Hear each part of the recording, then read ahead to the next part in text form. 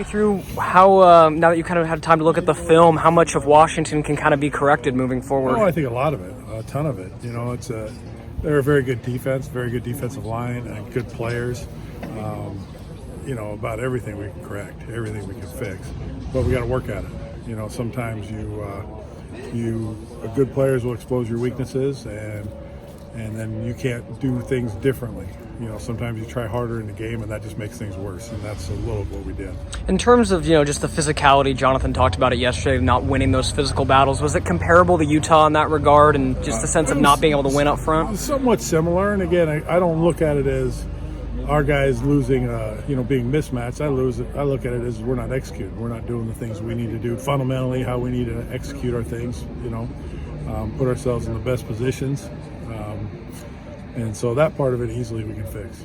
And in terms of those kind of fundamentals and execution, what were some of the things that you maybe pointed to that you saw in film? Lunging with our heads, trying to hit people with our heads instead of using our hands would be the biggest one, especially in pass protection. I think that was a big deal. And when you play against a good rusher, especially that works your edge, you're falling forward, but you're trying to hit them with your head. So sometimes hitting them harder doesn't necessarily work. You got to be smart. You got to use good mechanics and leverage. Now that Nathan's back, what's kind of in that mix between working him and Noose, that center spot, and kind of where's that battle at right now? Yeah, it's every day is a new day. I mean, that's kind of the way we approach it as we go through. Again, we get the best 5 guys on the field. Nate's back. He's still getting back. He's not 100% yet. We got him some reps in the game at the end last week, and we'll just kind of play it day by day. And in terms of Arizona State, what do they do defensively that's, maybe going to be another challenge this weekend? It's really they do a lot of stunting, a lot of slanting, twisting, a lot of line movement, things like that to not only confuse you, but to free guys up.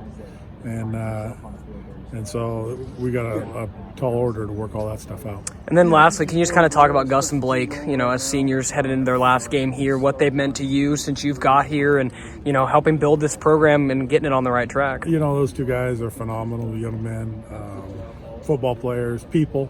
I think they got great lives ahead of them outside the game and hopefully in the game.